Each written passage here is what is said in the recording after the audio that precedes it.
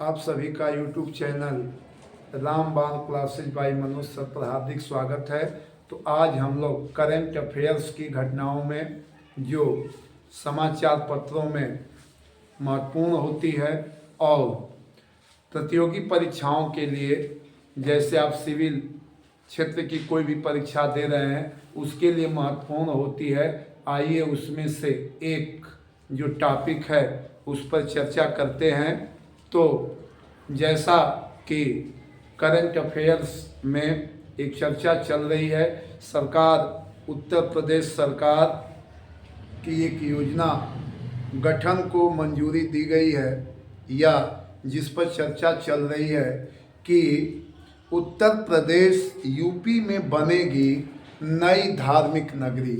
कहा जा रहा है कि यूपी में एक नई धार्मिक नगरी की स्थापना किया जाएगा। अब धार्मिक नगरी बनेगी तो कोई भी सरकार हो, सरकार की ये जिम्मेदारी होती है कि उस प्रदेश में या उस देश में रहने वाले लोगों की आर्थिक स्थिति, रोजगार, सुरक्षा, जितनी भी उनकी आवश्यकताएं हैं उसके प्रति कार्य करे और उसमें तमाम अवसर तलाशे जाते हैं। उसी परिप्रेक्ष्य में यूपी में, उत्तर प्रदेश में एक धार्मिक नगरी बनाने की चर्चा चल रही है। उसी चर्चा में क्या होगा, क्या महत्वपूर्ण है, उसमें से जो परीक्षा के लिए महत्वपूर्ण होता है तो उस पर चर्चा करते हैं। तो देखिए, अगर धार्मिक शब्द आया, धर्म की बात कही जाए तो धर्म उसे कहते हैं जिसे धारण किया जाए, जिसे एक्सेप्ट किया जाए। हम लोगों का देश या राज्य कहा जाए, विभिन्न धर्मों को मानने वाले लोग रहते हैं, लेकिन उसी परिप्रेक्ष्य में अगर एक लाइन में कहा जाए तो इसमें जो सरकार का प्रस्ताव है उस प्रस्ताव के अंतर्गत जो ये धार्मिक नगरी बनेगी, उस धार्मिक नगरी में 7 जिले शामिल होंगे, जो आपकी परीक्षा की दृष्टि से महत्वपूर्ण है कि उसमें कितने जिले शामिल होंगे।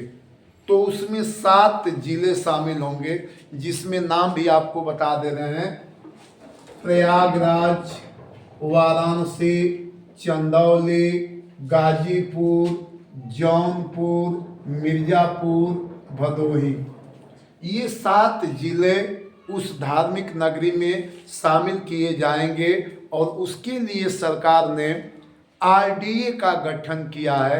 आरडीए का मतलब जो आपका विकास, क्षेत्रीय विकास प्राधिकरण, मतलब रीजनल डेवलपमेंट अथॉरिटी, जिसको आरडीए कहा जाता है, तो उसका गठन करने की मंजूरी दी गई है। सरकार का ऐसा प्रस्ताव है कि हम लोग एक विकास क्षेत्रीय, नाम से स्पष्ट है, क्षेत्रीय विकास प्राधिकरण बनाएंगे और उसके तहत ये 7 जिले आएंगे।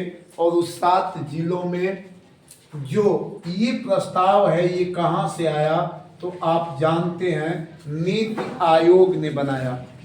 नीति आयोग के बारे में आप जानते हैं, नीति आयोग के जो अध्यक्ष होते हैं वो माननीय प्रधानमंत्री होते हैं।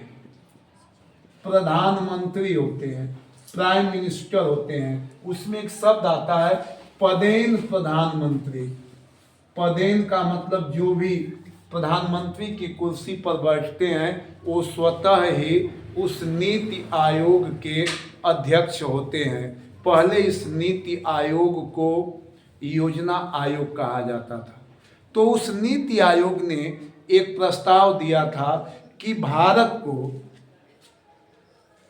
जो नीति आयोग ने कहा कि जो अर्थव्यवस्था है उसको 2047 तक $30 ट्रिलियन बनाने की योजना है। उसी परिप्रेक्ष्य में उसने सुझाव दिया था कि कुछ ऐसे विकास, क्षेत्रीय विकास प्राधिकरण खोले जाएं जिससे अर्थव्यवस्था में वृद्धि हो। अब सोचिए आप, उसी क्रम में जो पहला चरण है उस पहले चरण में वाराणसी और प्रयागराज को मिला करके ये पहला विकास प्राधिकरण बनाया जा रहा है। अब उसमें समझिए आप कि इसकी कुल बनाने के पीछे रीजन क्या है। वाराणसी में भी बहुत से धार्मिक स्थल हैं और प्रयागराज जहाँ की कुंभ लगा हुआ है, महाकुंभ इस समय चल रहा है, जिसमें करोड़ों लोगों ने अमृत डुबकी लगाया हुआ है, लगा रहे हैं। लगभग सरकार को अनुमान है कि लगभग 45 करोड़ से अधिक लोग इस महाकुंभ में डुबकी लगाएंगे। तो वो संगम गंगा, जमुना और सरस्वती उस धार्मिक स्थल के अलावा और भी धार्मिक स्थल प्रयागराज में भी मौजूद हैं। तो कुल अर्थव्यवस्था अगर सरकार का एक अनुमान मुताबिक ये कहा जा रहा है कि वाराणसी और प्रयागराज की कुल अर्थव्यवस्था लगभग 22.8 अरब डॉलर है। 22.8 अरब डॉलर है, ऐसा सरकार का मानना है।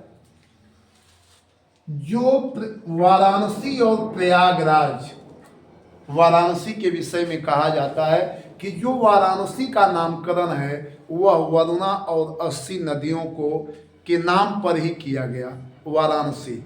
और इलाहाबाद पहले नाम था जिसका नाम यूपी गवर्नमेंट ने बदल करके प्रयागराज हो गया नाम। तो ऐसा वाराणसी और प्रयागराज की जो कुल जनसंख्या है वो लगभग 2.37 करोड़ से भी ज़्यादा है।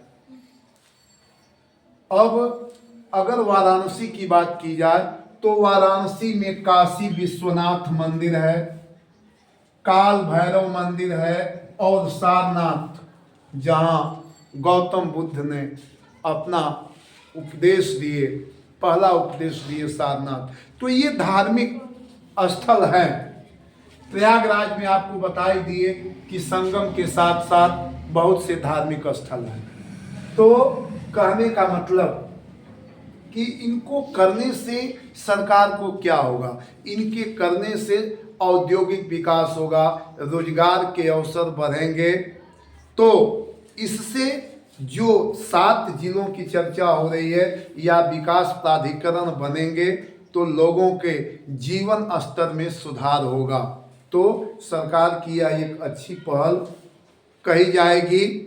और सरकार इसमें आगे क्या करती है, उन्होंने जो मुख्य सचिव श्री मनोज सिंह हैं, उन्होंने जो फाइल होती है, जो प्रक्रिया होती है, माननीय मुख्यमंत्री महोदय के सामने रखे हैं। मुख्यमंत्री जी ने इसका संज्ञान लिया और इस पर जो न्यूज़पेपर समाचार पत्रों में निकला हुआ है, प्रकाशित हुआ है, उसमें लिखा गया है कि वह प्रक्रिया शुरू हो चुकी है। तो इन्हीं सब बातों के साथ हमारा यह वीडियो आपके लिए प्रतियोगी परीक्षाओं के लिए आशा करते हैं फ़ायदेमंद होगा। तो इन्हीं सब बातों के साथ आप सभी लोगों को हमारे चैनल की तरफ से बहुत बहुत धन्यवाद। कृपया हमारे चैनल को लाइक करें, शेयर करें, सब्सक्राइब करें।